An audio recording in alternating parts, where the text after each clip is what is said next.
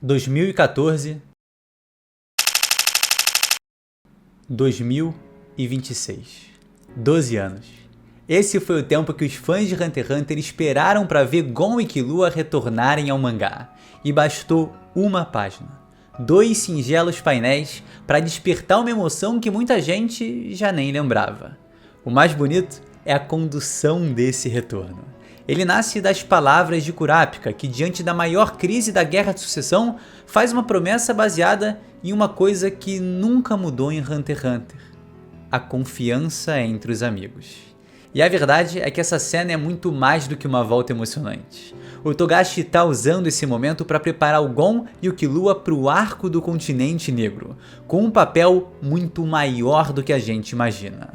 É isso. O capítulo 414 de Hunter x Hunter traz assassinatos, planos, novas habilidades, informações, muitas informações e a promessa de grandes amigos. Então, vamos fazer uma análise aprofundada de tudo que foi mostrado, entender cada detalhe do capítulo e o que isso significa para o futuro desse arco.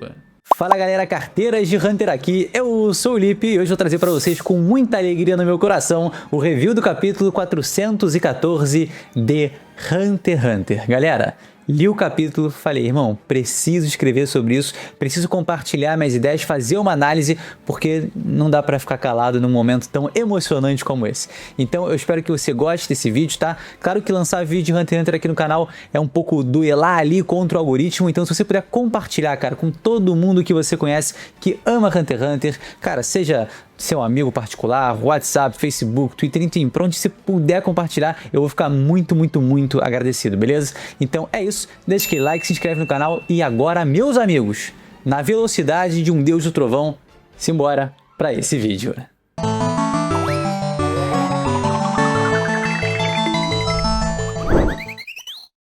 No capítulo 410 temos a, entre aspas, conclusão da lei marcial de Benjamin, e no momento a gente está vendo o desenrolar dela 5 minutos antes de ser instaurada.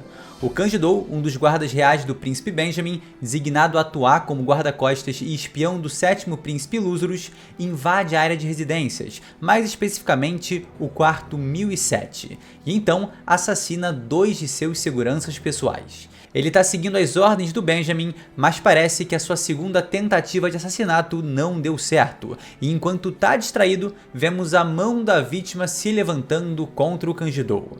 Para quem não se lembra, como a gente viu no capítulo 389, a missão dele era investigar um misterioso suicídio do Shikaku, outro guarda real do príncipe Benjamin, que atira contra a própria cabeça em frente ao quarto 1007. Na ocasião, mostrado no capítulo 404, ele estava sofrendo os efeitos da habilidade do 9º príncipe Hawkenberg, que é basicamente uma troca de almas entre um membro marcado do seu grupo e um alvo atingido por sua flecha. Então, esse ocorrido foi basicamente o príncipe testando os limites do seu Nen, para entender o que acontecia quando um corpo possuído morria. Mas a verdade parece muito mais profunda do que isso e a gente já vai entender o porquê. Do lado de fora, 2 guardas reais do príncipe Lúzurus, Rice e Baratie, notam uma movimentação estranha dos guardas do 1º príncipe Benjamin na porta do quarto do 9º príncipe Hawkenberg, o que acaba levantando suspeitas. Então Rice entra para reportar que viu eles empunhando armas automáticas e que há algumas coisas acontecendo com o quarto 1009. Essa movimentação suspeita é muito provavelmente parte do plano do Benjamin de usar esse mesmo quarto para executar todos os príncipes. O Lúzurus rapidamente percebe que a lei marcial suprema está sendo aplicada, e dessa aniquilação o príncipe vê uma oportunidade. Se o Benjamin matar o Hawkenberg, o Lúzurus poderia alegar um possível ataque terrorista, então ele pede para que seus funcionários não revidem, apenas levantem as mãos e se rendam caso os soldados do Benjamin apareçam. Mas ele também levanta outra possibilidade. É possível que todo esse cenário esteja sendo planejado pelo 9º príncipe Hawkenberg, e eu acho essa ideia muito interessante. Como a gente comentou agora há pouco, foi ele quem provocou o atentado contra a vida do Shikaku, e estrategicamente em frente ao quarto 1007 que pertence ao Lúzurus. Então, é possível que o Hawkenberg já previsse que uma morte tão estranha em um local tão específico faria Benjamin enviar alguém para investigar o caso. E aí era só um deslize para expor e criar um conflito muito maior entre Lúzurus e Benjamin, colocando dois dos príncipes mais poderosos em rota de colisão, enquanto Hulkenberg permanece oculto, conduzindo toda a situação sem levantar suspeitas. E isso parcialmente acontece como vemos na sequência, com o Kanjidou conseguindo reagir ao contra-ataque e eliminando sua vítima.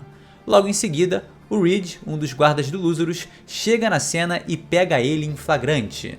Eles discutem, exalam suas auras de Nen e somos levados a outro ponto da história. Mas antes de seguirmos, vale falar que antes desse encontro, o Lúzurus ordena para que os seus seguidores se livrem das drogas em seu quarto e foge com eles.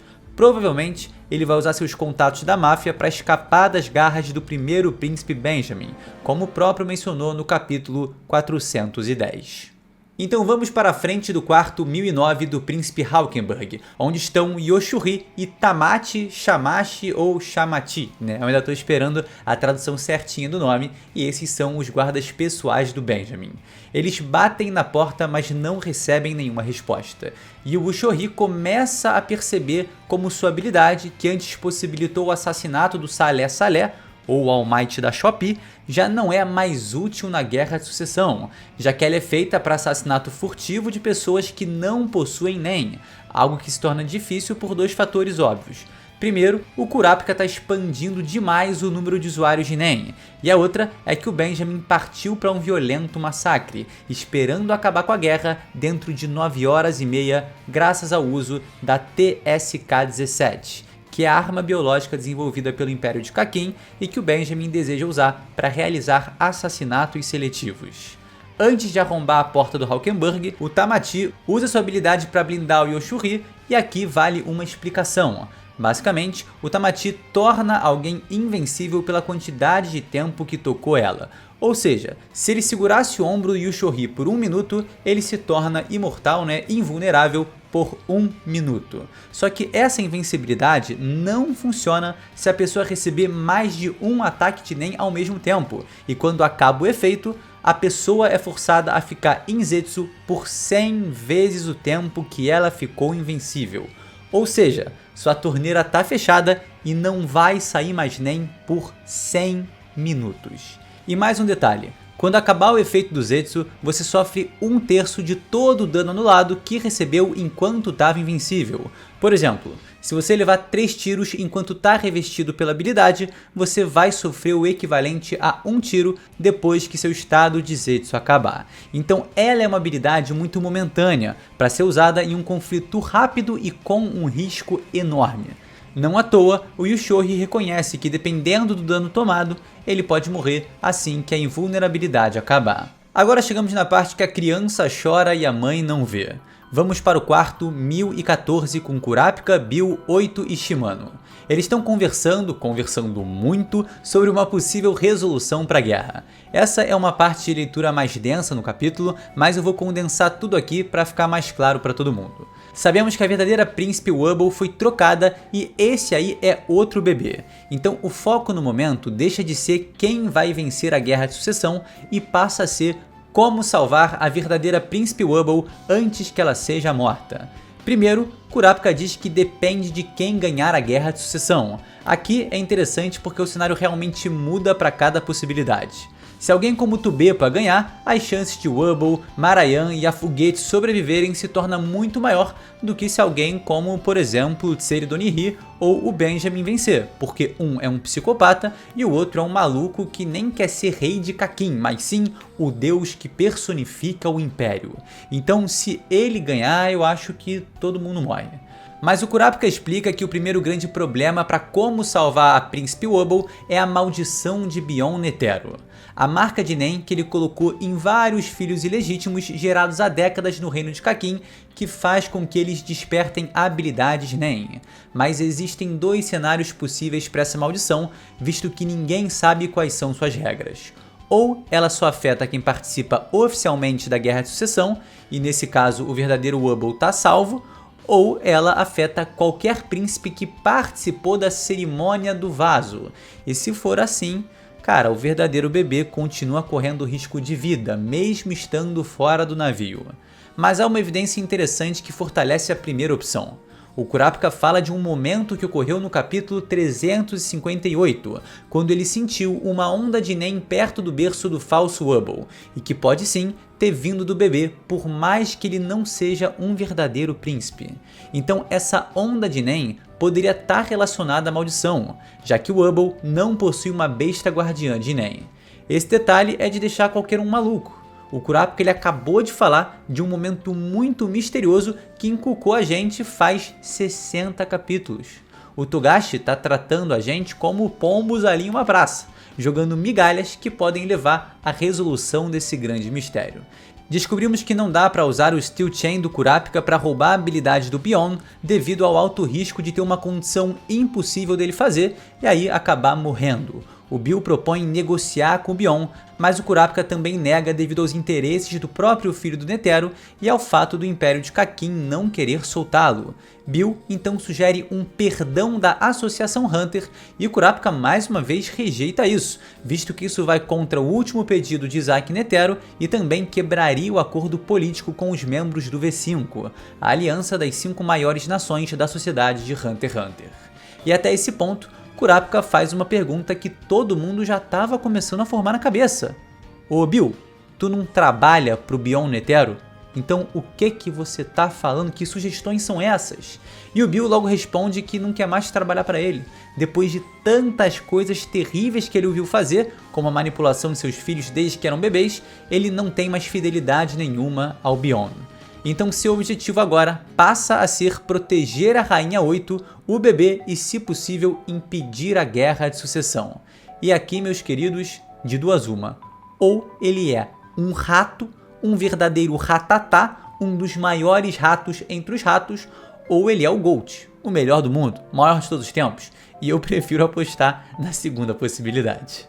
O que não é indício de nada e pode ser que Togashi simplesmente jogue minha cara no chão e é isso. Ele então surge com mais uma solução, que seria envolver a Associação Hunter, fazer um apelo ao rei de Kakin e mudar as regras desse navio. Com isso exposto, o Kurapika simplesmente continua seu discurso falando sobre os maiores problemas para manter salva a vida da Wubble. A própria Rainha 8 não sabe onde ele se encontra, então existe a possibilidade do príncipe ainda estar no navio ou pior, até nas mãos do inimigo. E mesmo que ele imagine que esse não é o cenário, não dá para descartar. Por isso, ele levanta diversas condições e o que eles precisam fazer para garantir a vida do príncipe, o que se resume em basicamente: primeiro, confirmar se ele ainda está ou não participando da guerra de sucessão, visto que as regras são nebulosas e não dá para saber ainda. Se não estiver participando, é bom. Se estiver participando, é insano. Isso faz com que todos os outros príncipes precisem tratar como se ela ainda estivesse viva e continuar em busca do bebê. E se ela ainda estiver participando mesmo de fora do navio, aí tá bem demais, né? Porque é só continuar vivendo tranquilo enquanto todos os seus irmãos vão se matando e sabe-se lá quanto tempo essa guerra vai durar. Mas, se ela tiver a maldição de Bion Netero e continuar participando da batalha de sucessão sem estar no navio, aí ferrou de vez, ferrou tudo, porque o Kurapika e a 8 não vão ter como proteger a Wubble. Então, a partir de agora, o primeiro passo é descobrir se a Wubble é um alvo da maldição de Beyond, e aí descobrir a localização da criança, seja dentro ou fora do navio. O grande problema vai ser, de fato, quebrar essa maldição, caso ela seja alvo, porque as condições não são favoráveis. Então, no momento, é importante considerar o pior cenário possível, que é: a Príncipe Wubble tá no navio e também é alvo da maldição. Dessa maneira, eles podem agir sem margem de erro e fazer tudo o que eles têm ao alcance para salvar sua vida. E aí, o capítulo simplesmente fecha com uma interação que traz o que todo mundo esperava há mais de uma década. As palavras de Kurapika transbordam confiança e despertam esperança na Rainha 8. Ele pede com o coração aberto que ela confirme se a princesa Wubble está viva em algum lugar, pois dessa forma ele poderia cooperar com os Hunters no continente principal. Então, a rainha conta o plano de emergência que ela preparou antes mesmo de embarcar no Baleia Negra. Ela revelou que tem um parente trabalhando em uma agência dos Correios de Yamato 7 e que criou um sistema de mensagens codificadas para conseguir entrar em contato com quem está protegendo a Wubble sem deixar nenhum registro oficial. Ou seja, caso eles descubram que a Wubble realmente é alvo da maldição do bioma Netero, agora existe uma maneira de localizar a criança e pedir ajuda. Mas ela não pode confiar plenamente na Associação Hunter, e nem o Kurapika. Ele deixa claro que nem todos lá são confiáveis, mas diz que há algo que pode confirmar com certeza absoluta. Eu tenho amigos em quem confio mais do que a mim mesmo, e juro pela minha própria vida, eles protegerão o príncipe. E nisso, meus queridos, somos presenteados com Gon e Killua aparecendo pela primeira vez no mangá depois de 12 anos. Um momento lendário, uma dupla de quadros espetaculares e que belíssima página para terminar esse capítulo fantástico. A felicidade transbordando do sorriso de Gon ao lado da Noko, a garota que o Togashi, desde o primeiro capítulo, continua escondendo o rosto, até em arte fora do mangá. No anime, a gente já viu sua face na obra original, só nesse detalhe aqui que mal dá pra ver e é isso. Inclusive, o Gon tá aparecendo até a própria representação do Togashi feita pelo Togashi maravilhoso e é muito bom ver ele feliz. Ele sabe que tá com essa questão do Nen, né? Tem que fazer todo um processo para conseguir recuperar ele, a gente ainda não sabe como isso vai acontecer, mas ver o sorriso dele de volta no rosto dessa forma já é muito significativo. Assim como ver o Killua, né, junto a Alluka ali, com um semblante de tranquilidade, serenidade, que é algo muito distante do que a família deles Zold propõe. Então a presença deles, de verdade, me trouxe uma sensação que é difícil de explicar, porque para mim eles são a fantasia, eles são o shounen, eles são a magia da infância, da juventude dentro da obra, que pelos últimos anos tem passado por caminhos, por cenários mais adultos, político, denso, e a mera imagem dos dois já consegue evocar o sentimento de aventura, de algo leve e encantador que existe desde sempre em Hunter x Hunter. Então é realmente muito especial ver depois de tanto tempo o Gon e o Killua. E aí, o que a gente espera dessa aparição? No momento, eu não acho que eles vão para o continente negro, porque o objetivo vai ser proteger a Wubble, que provavelmente está fora, mas nada impede que toda a situação se apresente de uma forma que eles também se encaminhem para essa terra tão misteriosa. E lá tenhamos finalmente Gon, Killua, Kurapika e o monstro sagrado do Leório, que eu também tô cheio de saudade, juntos novamente. Além de Hisoka, Trupe Fantasma e diversos outros personagens incríveis. E para concluir aqui, eu me pergunto, será que o Kurapika sabe que o Gon perdeu o Nen? Se bobear, né, ele não sabe, ou se bobear, rolou uma conversa em off-screen com o Leório e ele já está informado, mas é possível que não saiba. Outro detalhe que me chamou a atenção é que ele simplesmente sacrificou 5 anos da sua vida por um príncipe falso e tá lá tranquilão. E a gente sabe, ele tem um objetivo muito claro de vida. Ele quer recuperar os olhos do clã Kurta. E depois disso, ele vai com certeza ressignificar, né, o seu sentido na vida e vai encontrar também caminhos para poder viver mais tranquilo, sem toda essa carga e esse peso tão nocivo que é o peso da vingança. No fim das contas é isso. A missão do Kurapika vai além da viagem no barco e a ajuda de grandes amigos se faz necessária para resolver os diversos problemas presentes no Baleia Negra. Uma grande guerra de sucessão. Hisoka querendo vingança, a trupe fantasma buscando o mesmo. Os planos desconhecidos de Pariston tendo formigas quimera como reféns. É muita coisa boa acontecendo. O futuro de Hunter x Hunter é fascinante, mas por agora, faltam 49 dias para o fim da Guerra de Sucessão. Meus queridos, esse foi o vídeo, eu espero que você tenha gostado, tá? E agora só para relembrar, tá? Lançar vídeo de Hunter x Hunter aqui no canal é um pouco mais difícil por toda a questão de realmente estar lutando ali contra o algoritmo. Então se você compartilhar com um amigo, cara, com galera do WhatsApp, do Facebook, do Discord, enfim, já ajuda pra caramba, tá bom? E também me ajuda muito a trazer mais vídeos de Hunter x Hunter, que é uma obra que eu amo demais aqui pro canal, beleza? Então é isso, like também ajuda, se inscreve também, contribui pra caramba e a gente se vê sem sombra de dúvidas num próximo vídeo. É isso, galera, tamo junto, valeu!